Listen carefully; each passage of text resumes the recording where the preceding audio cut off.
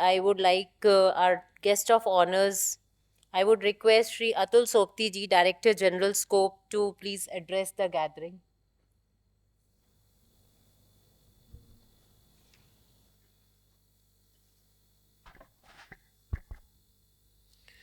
A very good morning to all of you. Lieutenant General Shri Samir Gupta ji, it's always pleasure and a matter of pride and privilege to share dice with such high officials of the Indian Defence, because of whom we feel safe at our houses. CMA Vijendra Sharma ji, whom we heard just now prior to my address, and my respect for this institute has gone further multifold after listening to the various activities which are being done and carried out and proposed to be done in the near future. And it was great learning for me also, CMA Vijender ji. CMA Padmanabhan ji, thanks for the warm welcome he accorded to us when we joined the dais. And of course, CMA Nisha Diwan ji, who is conducting this program. So many eminent personalities are here whom I got the opportunity to meet also, and all the participants who are here. At the outset, I like to congratulate. I was told that the elections were concluded, and to all the members who have been elected, and definitely I am sure with their support the institute will go further up. This particular, in fact, when I came to this particular hall, this gives me some kind of nostalgic feeling, because when I was the chairman and managing director, I conducted many AGMs here at that point of time. So it was interesting to listen to all the shareholders also, lot of arguments, replies to them, and after a long time I am coming here, and I am thankful to ICMA for giving me for this particular opportunity. And this is a very pertinent subject which has been chosen by ICMAI. And it's a great honor that I am also sharing the dais with the eminent personalities. And in fact, Arjun Meghwal ji was to join, and we heard his message today. I had the privilege of working with him very closely. In fact, after joining the scope also, he always been a guiding force for us. And prior to this also, when I was with BHEL, he was the Honorable Minister of Heavy Industries and Public Enterprises, and he was the guiding light for us, and especially for me, while working at that particular position. The topic, as I mentioned, is a very, very important topic, and especially when India has today having the presidency of the G20.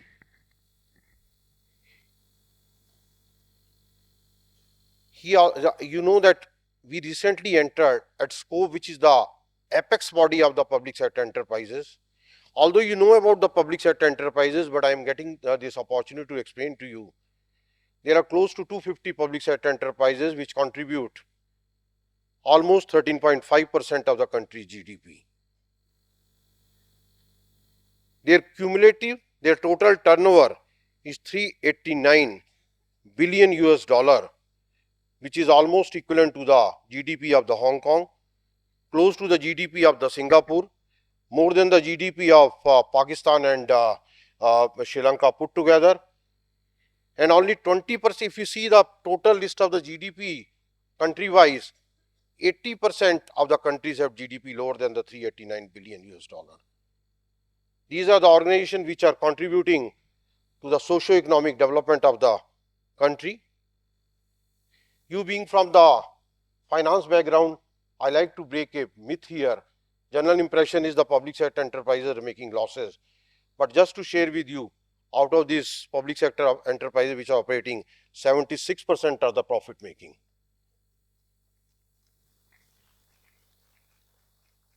Compared to, if you see, I was doing some study that in USA also, out of the listed companies, more than 50% are the loss making. And similar is the situation here also in India also, of the listed company close to 60% of the profit making. This is a very good achievement. I will not like to go into the what public sector is doing, but I am privileged. My organization is privileged that we entered into memorandum of understanding with this esteemed institute recently, and where Rajendra Sharma ji played a major role. In fact, when we signed this particular MOU with him, I was highly impressed with the kind of experience, the kind of knowledge, and the kind of vision he has for this institute as well as otherwise for the country. And I'm sure the professional like him will take this country to much greater heights. Thank you, Sharma ji. And this particular MOU is going to pave the way for many studies together, many knowledge workshop together, many research work together, and I am very happy that Scope is today the strategic partner for this global summit also. Thanks to the organizers, despite the difficult situation which this city and the country also is facing because of the unprecedented rains, but still I am very happy to see that hall is almost full. That speaks volume of the organizers, the way they have motivated the people to come here, because everybody is scared. In fact, I am also getting every day the calls from my relative across the country, bhai Delhi mein kya ho gaya? Media is giving so much hype to that. Just say all Delhi is getting flooded, but you can see nothing much is there. Only in certain areas it is there. But I mean, it's a great thing that despite the difficult situation, this particular program has been organized by the organizer. And now, while coming to the ESG, you see that if you go the general definition of business, when we were children also at that point of all of you in the finance area, business always used to mean, you do the Google also, you will see business is making profit, earning money. That was the only thing which we used to talk at that point of time. Things have changed over the years. It's not the short-term profit, it's the long-term profit, it's the sustainability which is going to be very important, and it is defined not only by the performance alone, but also that how one is contributing to the society, environment, and how well it's engaged with the stakeholders through ensuring the transparency and effective corporate governance. This is a very, very important thing. This is a change in the business which is taking place. And ESG is one concept which is the topic of today also, which is upcoming, and almost everybody is talking about it. But why everybody is talking today about it? Why not early? Life has changed. In fact, today you can see, even though I was talking of the rains and the floods, etc., one of the reasons is, of course, there is a global warming which is taking place. There is a increasing pollution which is taking place, natural disasters which are taking place, and their challenges of survival of the humanity. And this is further elevated because of the ethical processes, accountability, and the expectations of all the stakeholders. Demanding stakeholders are there.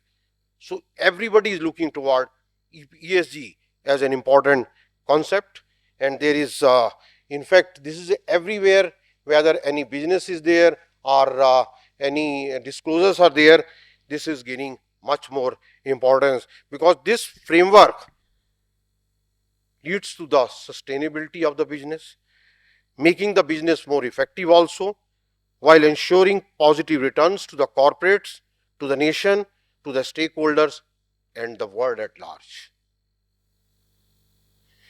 India, you know, has recently attained the position of the 5th largest economy in the world, a matter of pride for us. And that has made a lot of difference also. I represent the employers in the International Labour Organization, International Labour Conference, which takes place every year at Geneva. About a month back I was there, where almost 190 countries were participating. Government, employers and employees, trade unions, all are there. I am very proud to tell you and share with you, in every technical session, in every discussions, every convention which was coming there, every recommendation which was coming there, our voice was heard, recognized and respected. That's the position of India now at the international platform also. We are now inching towards becoming the third largest economy in the world. Of course, 2 3 days back, Goldman Sachs was mentioning the second largest. Of course, that's quite far off. They are talking about 2075. But definitely, we have the potential to become the third largest in the near future. And after attaining the presidency of G20, we have also identified many imperatives for the ESG. That's a very, very important thing. And as mentioned by Mr. Sharma also, that there is a befitting theme of the of this particular G20 is the Vasudev Kutumbakam, which we have been thinking and talking, discussing in India from quite some time. One earth, one family, one future. I remember during my childhood, my Sanskrit teacher used to be there. He used to say कि अपने स्व का घेरा क्यों बड़ा करो. स्व आप सिर्फ अपने बारे में सोचते हो, उसको बड़ा करो, then you will start thinking about your family. उसको increase करो, then you start thinking about your society, then you start thinking about your nation. But now the time has come, we start thinking about the globe as a whole. That's the concept of the Vasudev Kutumbakam we are talking about.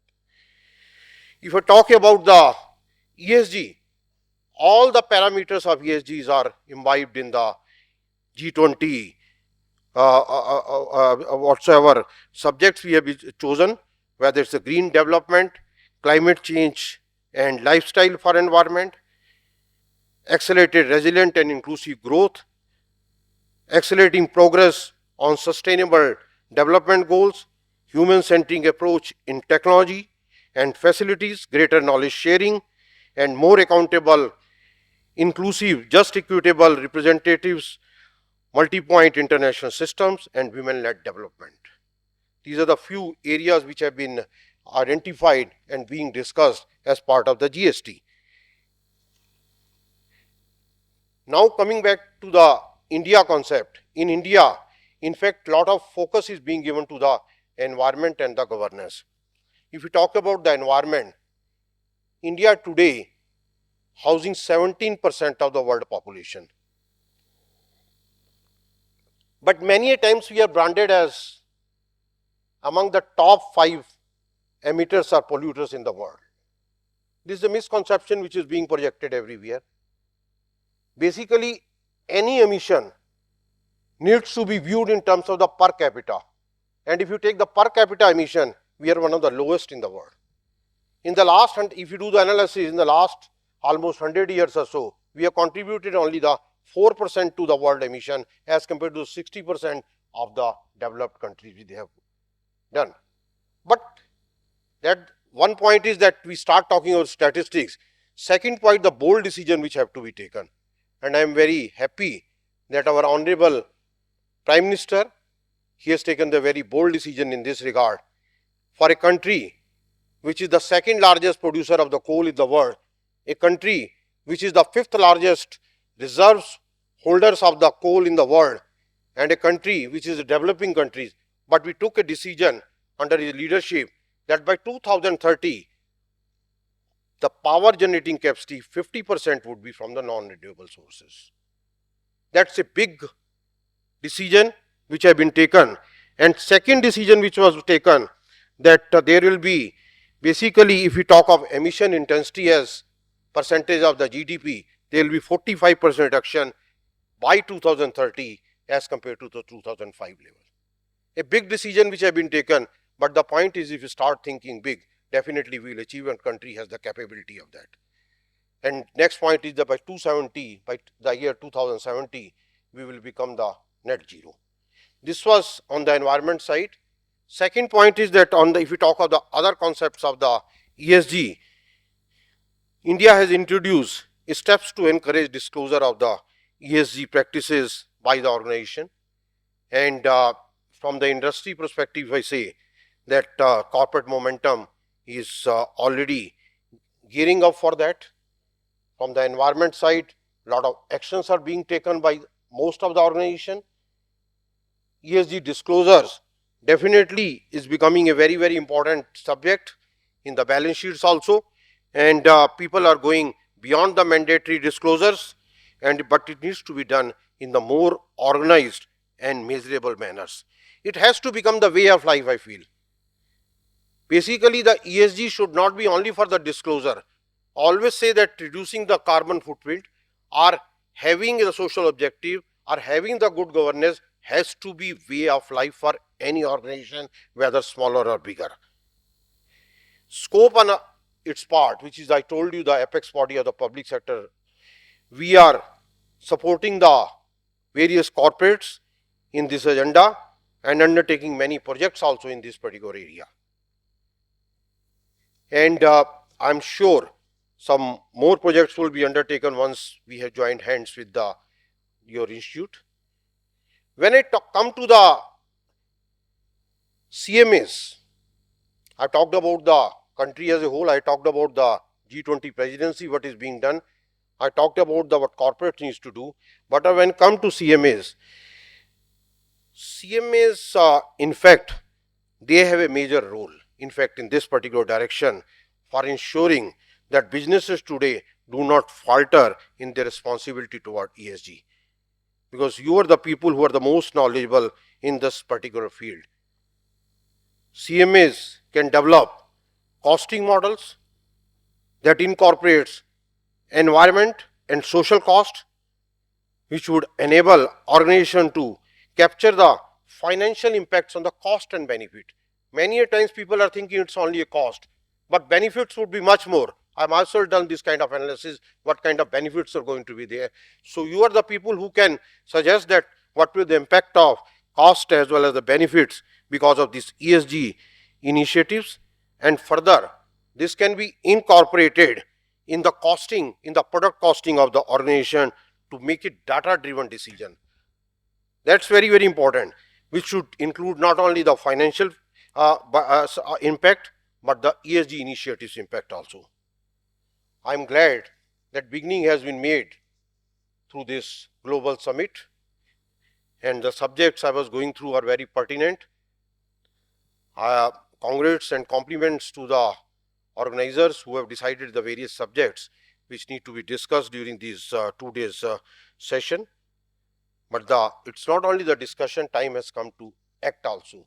If we have to support this country to become the third largest economy in the world, we need to identify the opportunities for that. And I always have a very high respect for the cost accounting professionals, and I'm sure they can play a leading role as well as their professional knowledge and wisdom is concerned, and they can develop the differentiating factors for the organization, for the country in this regard. While we talk about the ESG in broad sense about the environment, social and governance, if I talk about the CMA professional, I'll say this, they also have to develop their own ESG model, own roadmap. If I say E should stand for the embrace the new opportunity, S should stand for the sensitize to innovate, and G should stand for the global brand. Grow a global brand for your own institute, for your own profession, for the nation as a whole. Thank you very much, and Jai Hind.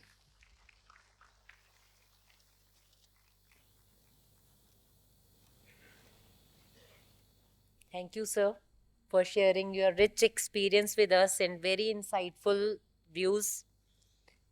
Thank you so much, sir. Now